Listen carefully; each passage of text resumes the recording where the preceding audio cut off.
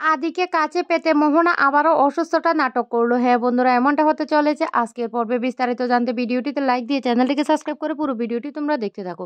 গল্পের শুরুতে আমরা দেখতে পারবো রান্নাঘরে দাঁড়িয়ে মোহনা বলতে লাগলো, আয়ানের যদি শুধু রান্নাটা হতো তাহলে আমি রান্নাটা করে ফেলতাম, কিন্তু ওদের 14 গোষ্ঠীর জন্য রান্না ইম্পসিবল, আমি কিছুতে করতে পারবো না, আমি কি করে করব। তখনই সেখানে চলে আসে লাকি। লাকিকে দেখে বলতে লাগলো, লাকি তুমি রান্নাটা করে দেবে? লাকি তখন বলতে লাগলো, আমি তো রান্না করতে পারি না, আমার দায়িত্ব হলো কেশবকে দেখাশোনা করা।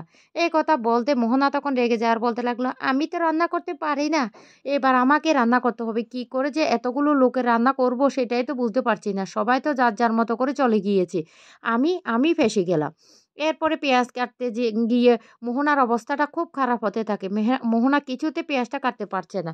তখন দাঁড়িয়ে দাঁড়িয়ে শুভ সবটা দেখতে থাকে আর মনে মনে বলতে লাগলো, কি মোহনা, কারোর জায়গা নেওয়ার জন্য এতটা উদ্গ্রীব হয়ে বসে আছো, কিন্তু তার দায়িত্বটা পালন করতে এতটা অস্থির হচ্ছ কেন? এবার দেখো দায়িত্ব পালন যে কতটা কঠিন সেটা দেখো। এদিকে ঘরের মধ্যে আদির মা খুব কান্নাকাটি করতে থাকে। তখনই আদির এই ঠাকুমা চলে আসলে বলতে লাগলো, কি হয়েছে বড় বৌমা, তুমি এমন করছো কেন? তখনই এই কথা শুনে বলতে লাগলো, দেখো মা, শুভ এ বাড়ি ছেড়ে চলে গিয়েছে কেশবকে রেখে, এতটুকু একটা ছোট বাচ্চাকে কিভাবে আমরা রাখবো? সত্যি মা, শুভ চলে যাওয়ার পর থেকে আমার বাড়িটা সত্যি লক্ষ্মীশূন্য হয়ে গেছে। আপনি ঠিক কথাই বলেছিলেন মা, যে শুভ লক্ষ্মী চলে গিয়েছে মানে আমাদের পরিবারের লক্ষ্মী চলে গিয়েছে। সত্যিই তো তাই হয়েছে। আমাদের পরিবারটা দেখুন, আগে তো অনেক মতানৈক্য হতো, কিন্তু তারপরেও আমরা সবাই কিভাবে সুন্দরভাবে মিলেমিশে সবাই থাকতাম। আর এখন বাড়িটা কেমন ছন্নছাড়া হয়ে গেছে। সত্যি সত্যি শুভ চলে যাওয়ার সাথে সাথে এই বাড়ির সমস্ত কিছু যেন কেমন যেন, এ বাড়ির সবাই একে অপরের থেকে অনেকটা দূরে চলে গিয়েছে। কিভাবে এ বাড়ির সবাই দেখো দেখো সবাই কিভাবে দায়িত্ব নিয়ে এদিক ওদিক করে দায়িত্ব এড়িয়ে চলে যাচ্ছে। আমি কি করব, আমি কি করে এই সংসারটা সামলাবো? মা তুমিই বলো। শুভ সত্যি সত্যি যে এভাবে আমাদের সবাইকে ছেড়ে চলে যাবে, আমাদের পরিবারটা এভাবে শেষ করে দেবে, সেটাই তো আমি কোনোদিন ভাবতে পারিনি। আসলে মা সত্যি একটা কথায়, কোনো দিনও ছেলের বউ না মেয়ের জায়গা নিতে পারে না, ছেলের বউ থেকে যায়, এই বলে তার মাকে জড়িয়ে ধরে খুব কান্না করতে থাকে। আর তখনই শুভ লক্ষ্মীতে ঠাম্মি বলতে লাগলো, শুনো বৌমা, তুমি এমন করো না, দেখবে আমাদের সব কিছু ঠিক হয়ে যাবে। আর মনে মনে বলতে লাগলো, শুভ রে, তুই শক্ত হাতে এই পরিবারের হালটা আবার এসে ধর, না হলে আমাদের পরিবারটা শেষ হয়ে যাবে। অন্যদিকে মোহনা রান্না করে পেঁয়াজ কাটতে কাটতে কান্না করে দে আর বলতে লাগলো, আমি আমি নাকি প্রেগনেন্ট, আমার নাকি এখন বিশ্রামের দরকার, আর এখন আমি এটা কি করছি, সবার জন্য আমি রান্না করছি। তখন এই কথা শুনে শুভলক্ষ্মী অর্থাৎ লাকি বলতে লাগলো, শুনুন, বাঙালি মহিলারা না প্রেগনেন্ট অবস্থায় কাজ করলে নাকি শরীরটা ভালো থাকে, আমি তো এটাই শুনে এসেছি। এই কথা বলতে তখনই বলতে লাগলো, তুমি তুমি সবসময় সব কিছুর মাঝখানে এত কথা বলতে আসো কেন? তারপর রান্নাটা বসানোর আগে, এই উনুনটা ধরানোর আগে সে তেলটা দিয়ে দিতে গেলে তখন লাকি বলতে লাগলো, ম্যাম আপনি ভুল করছেন তো, আপনি তো এখনো উনুনটাই জ্বালাননি, তাহলে তেলটা কেন দিয়ে দিচ্ছেন? তখনই বলতে লাগলো, শুনো লাকি, তোমাকে না আমাকে রান্না শেখাতে হবে না, আমি না রান্নাটা নিজে থেকে বেশ ভালো করে করতে জানি, সব কিছু তুমি আমাকে শিখিয়ে দেবে তা তো হতে পারে না। এই কথা বলতে লাকি তখন আর কোনো কথাই বলে না। তখন সেখানে আদির মা চলে আসে আর এসে বলতে লাগলো, মোহনা তুমি ঘরে যাও, এই ব্যাপারটা না আমি সামলাবো। এই কথা শোনার সাথে সাথে তো মোহনা খুব খুশি হয়ে যায় আর বলতে লাগলো, সত্যি মা, আমি তাহলে ঘরে যাব? তখন বলতে লাগলো, হ্যাঁ তুমি ঘরে যাও। এদিকে শুভ দাঁড়িয়ে সেটা দেখতে থাকে আর বলতে লাগলো, মা আমি বুঝতে পারছি পরিবারের সমস্ত দায়িত্ব এখন তোমার উপর এসে পড়েছে, আমি কি করব, তুমি আমাকে ক্ষমা করে দাও। আমি না সত্যি একটা বাচ্চার বাবাকে ফিরিয়ে আনার জন্য এতটুকু কষ্টটা করছি। অন্যদিকে মোহনা ঘরে গিয়ে বসে বসে বলতে লাগলো, ভাগ্যিস আজকে জোর বাঁচান বেঁচে গেলাম, আর কোনোদিনও আমি রান্না করার অন্তত পক্ষে নামটা নেব না, কিছুতে আমি রান্না করার নাম নেব না। তখনই সেখানে কেশবকে নিয়ে আসে ঠাম্মি, আর কেশবকে দেখে মোহনা তখন বলতে লাগলো, কি ঠাম্মি, ওকে এখানে কেন নিয়ে এসেছো, কেন এই ঘরে নিয়ে এসেছো? তখন বলতে লাগলো, ওকে না আমি কিছুতে শান্ত করতে পারছি না, তুমি একটু শান্ত করতে পারো কিনা দেখো তো।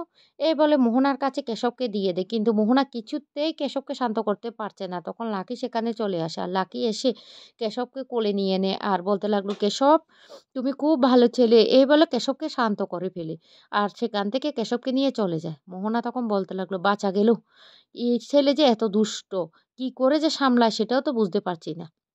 শুভলক্ষ্য যখনই চলে যায় তখনই ঠাম্মি মোহনাকে বলতে লাগলো, শুনো মোহনা, কারোর জায়গা নিয়ে নেওয়া না অতটা যতটা সহজ, সেই জায়গার দায়িত্বটা পালন করা না তার থেকে বড় কঠিন। তাই বলে রাখছি, কারোর জায়গা নিতে গেলে না তার দায়িত্বটাও ঠিকভাবে পালন করতে হয়। বুঝতে পারছো কি বলছি? এই কথাটা বলতে তখন মোহনা বলতে লাগলো, ও এখন তুমিও আমাকে এই ধরনের কথাবার্তা শোনাচ্ছ। অন্যদিকে আদির মা সেখানে চলে আসে আর এসে বলতে লাগলো, কেশব তো অসুস্থ, আজকে রাতের জন্য লাকিকে এই বাড়িতে থাকতে বললে কেমন হয় মা? তখন ঠাম্মি বলতে লাগলো, ঠিক আছে তুমি যাই ভালো বুঝো বলো। তখনই আদির মা বলতে লাগলো, আজকে লাকি তুমি থাকতে পারবে? লাকি তখন বলতে লাগলো, একটা বাচ্চা অসুস্থ, আমি তো আর বাচ্চা অসুস্থ এড়িয়ে চলে যেতে পারি না। ঠিক আছে আপনি যদি বলেন তাহলে আমি থাকবো। তখন বলতে লাগলো, ঠিক আছে তুমি আদিকে নিয়ে আমার ঘরে চলে যাও। তখন লাকি আদিকে কেশবকে নিয়ে তার ঘরে চলে যায়। আর এদিকে ঠাম্মি তখন বলতে লাগলো, দেখতে পেয়েছো, দেখতে পেয়েছো বোমা, মেয়েটার কাছে কেশব কিভাবে শান্ত হয়ে থাকে, সবটা তো দেখতে পেয়েছো। তখনই আদির মা বলতে লাগলো, হ্যাঁ একদম ঠিক কথা বলেছেন মা, কিভাবে কেশব খুব শান্ত হয়ে থাকে লাকির কাছে। এদিকে ঠাম্মি বলতে লাগলো, মোহনা সব সময় না নিজের অধিকার ফলাতে এসো না, একটা বাচ্চা পর্যন্ত সামলাতে পারো না। তখন মোহনা বলতে লাগলো, এ ঠাম্মি, ঠাম্মি আজকে আমার দিকে আঙ্গুল তুলে এইভাবে কথা বলছে, দাঁড়াও আমি শুধু এই বাড়িতে একটু নিজের জায়গাটা করে নিই, তারপর কিভাবে সবাইকে আঙ্গুলের ইশারা নাচায় সেটাই দেখতে পারবে। তবে কি করব, আদিকেই তো আমি কাছে আনতে পারি না, আয়ান কিছুতেই তো আমার কাছাকাছি আসতে চাইছে না। তবে একটা কাজ করব, সোজা আঙ্গুলে যদি ঘি না ওঠে আঙ্গুলটা তো বাঁকাতেই হবে, তাই আদিকে আমি আজকে অন্য প্রকারে আমার কাছে টেনে নিয়ে আসব। অন্য যে কোনো প্রকারে আমি আয়ানকে আমার কাছে নিয়ে আসব। তারপর দেখো আমি এই পরিবারের সবাইকে কিভাবে নাচাই, সেটাই সবাই দেখতে থাকো। এই বলে মোহনা ঘরে হাসতে থাকে আর প্ল্যান করতে থাকে কিভাবে সে আয়ানকে কাছে টেনে আনতে পারবে। অন্যদিকে দেখা যায় লাকি কেশবকে নিয়ে ওই কেশবের ঘরে চলে যায় আর সেখানে গিয়ে কেশবকে খুব আদর করতে থাকে আর বলতে লাগলো, এতটুকু বাচ্চাকে ফেলে আমি চলে যেতে পারি মা?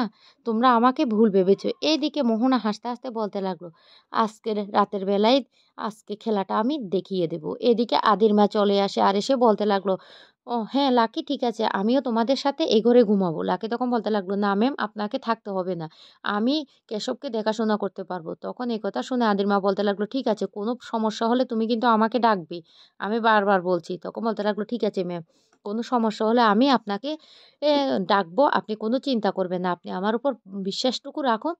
এই কথা বললে তখন আদির মা খুব খুশি হয়ে যায় আর আদির মা সেখান থেকে চলে যায়। অন্যদিকে বারবার করে আদি ফোন করতে থাকে শুভকে। শুভ তখন বলতে লাগলো, এভাবে আদি যদি আমাকে বারবার ডিস্টার্ব করে তাহলে তো আমি ধরা পড়ে যাব, আমাকে কিছু একটা করতে হবে। এদিকে আদি তো বারবার ফোনে ট্রাই করতে থাকে আর বলতে লাগলো, শুভ, শুভ তুমি প্লিজ ফোনটা একবার রিসিভ করো, আমার না তোমার সাথে অনেক কথা আছে, আমি তোমাকে মিস করছি, আমি তোমাকে ছাড়া কিভাবে থাকবো, কিভাবে থাকবো, আমার ভুল হয়ে গেছে কিন্তু আমি না তোমাকে ছাড়া কিছুতে থাকতে পারছি না। এদিকে শুভ বলতে লাগলো, না আমাকে যে কোনো একটা কিছু করে ফোনটা বন্ধ করতে হবে, না হলে আমি ধরা পড়ে যাব।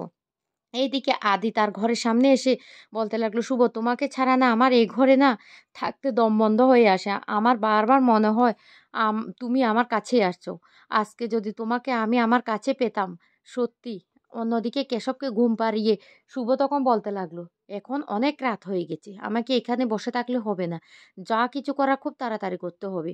এতক্ষণে মনে হয় মোহনা অনেকটা রাত হয়ে গেছে, ঘুমিয়ে পড়েছে, আমাকে আবারও মোহনার ঘরে গিয়ে সবটা খুঁজতে হবে। এই বলে মোহনার ঘরে চলে যায় শুভ। আর এদিকে আদি ঘরে ঢুকে দেখতে পায় শুভকে আর বলতে লাগলো, শুভ তুমি ফিরে এসেছো? শুভ এই বলে জড়িয়ে ধরে মোহনাকে আর বলতে লাগলো, শুভ আমি তোমাকে ছাড়া থাকতে পারছি না, বিশ্বাস করো আমার ভুল হয়ে গেছে, আমি আর কোনো দিন তোমার কাছ থেকে কোনো কিছু লুকাবো না, কিন্তু তুমি আমাকে এভাবে ছেড়ে যেতে পারো না। এই কথাটা বলতে হঠাৎ করে আদির যেন কেমন মনে হয়। আদি তখন বলতে লাগলো, এই স্পর্শটা তো আমার চেনা না, এটা তো শুভ হতে পারে না, কে তুমি, কে তুমি? এই কথা বলতে তখন মোহনাকে দেখতে পায় সেখানে। অন্যদিকে শুভ মোহনার ঘরে গিয়ে দেখতে পায় মোহনা সেই ঘরে নেই। আর যখনই মোহনাকে দেখে তখন আদি প্রচণ্ড রেগে যায়, তখন মোহনা অসুস্থতা নাটক করতে শুরু করে।